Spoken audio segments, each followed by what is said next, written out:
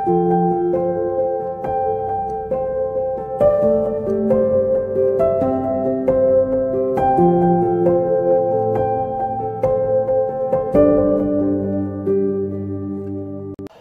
à tous. Tout d'abord, permettez-moi de remercier ceux qui ont fait un bon accueil à ces petites méditations matinales. Elles avaient pour but de nous accompagner pendant ce confinement. Et elles vont encore continuer à le faire, et je l'espère pour l'édification de tous. Alors nous allons faire une petite pause d'une semaine pour ne pas dépasser le rythme des études bibliques qui se font sur cette même lettre aux Hébreux. Mais ce que je vous propose à ce stade, c'est de faire un petit point, un petit retour en arrière sur les 2 chapitres que nous avons parcourus ensemble. Lorsque vous expliquez à vos enfants un problème, comment le faites-vous? Est-ce avec condescendance, en imposant votre savoir, ou peut-être en vous mettant en colère face à sa lenteur à comprendre? Ou encore en tournant les talons parce que décidément c'est peine perdue et vous avez autre chose à faire? Ou peut-être encore le faites-vous avec tact, en le rejoignant dans son monde avec ses faiblesses, pour expliquer avec ses mots et avec des analogies comment comprendre les problèmes difficiles. Alors je vais vous faire un aveu, c'est que je ne suis pas dans la dernière catégorie la plupart du temps. Mais cette dernière option, qui est pourtant la plus lente, la plus coûteuse, est celle qu'a choisie notre auteur de l'Épître aux Hébreux, que j'allais appeler le Saint-Esprit, qui n'est autre que Jésus lui-même. Après ce chapitre 2, nous tournons donc une page. On ne va plus parler des anges, mais remarquons une chose, c'est avec quelle finesse l'auteur a interpellé ses lecteurs pour les ramener à la saine manière de croire. Il profite de cet attrait démesuré pour les anges pour leur montrer à quel point ils n'ont besoin de rien d'autre que Christ qui leur est infiniment supérieur. Il profite de cet appétit mystique pour leur montrer que leur véritable besoin ne se trouve pas dans les spéculations sans fin sur les anges, mais dans l'abaissement de Christ, qui s'est vraiment fait homme. Parce que Christ était un homme, vraiment. Et parce qu'il était vraiment un homme, il ne nous montre pas un Dieu réservé à une élite intellectuelle ou spirituelle, mais au contraire participant de la condition humaine déchue, marquée par le péché.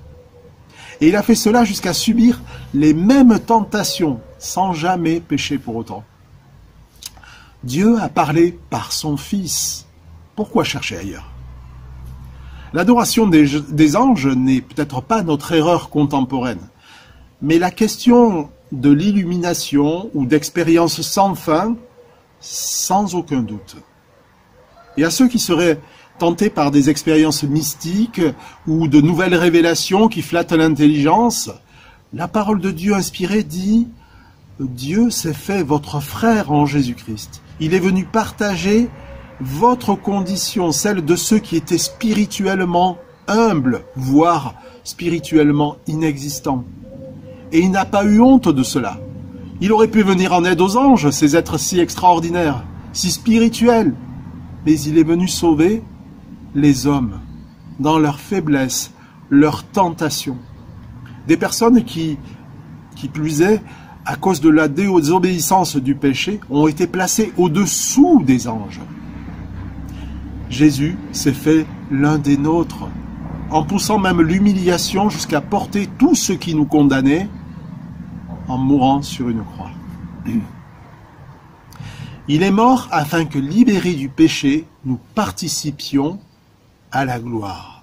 C'est ce que nous avons vu dans nos 2 premiers chapitres. Nous n'avons donc pas à chercher à étancher notre soif spirituelle en dehors de Jésus-Christ. Le chemin qu'il a inauguré n'est pas d'atteindre la divinité par nos expériences.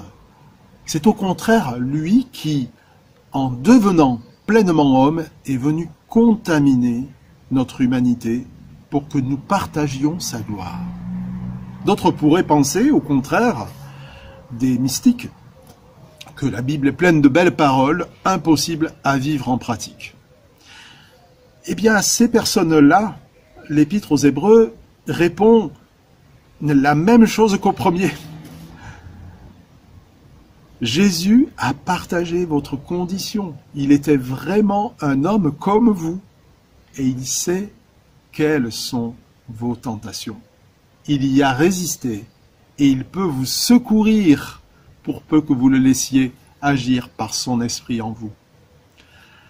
Alors cela ne se fera pas sans difficulté parce que le chemin de Christ contre le péché n'a pas été sans difficulté et sans souffrance. Il n'a pas été sans renoncement à sa propre volonté. Mais il s'est fait votre frère pour vous accompagner et vous a précédé sur ce chemin. Et ces difficultés ne sont rien face au poids insurpassable de gloire qui vous attend. Car c'est aussi pour cela que Jésus est venu. Parce que, nous dit notre chapitre 2, Dieu le Père voulait conduire beaucoup de fils à participer à sa gloire.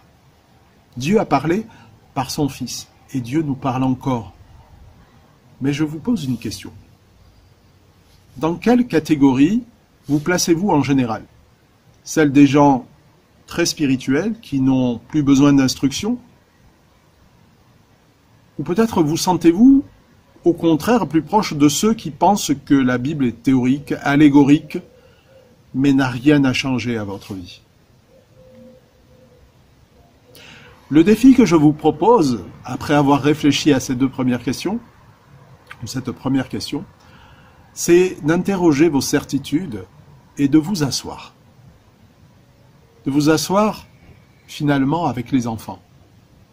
Sur le banc de ceux que Jésus appelle heureux parce qu'ils sont spirituellement pauvres.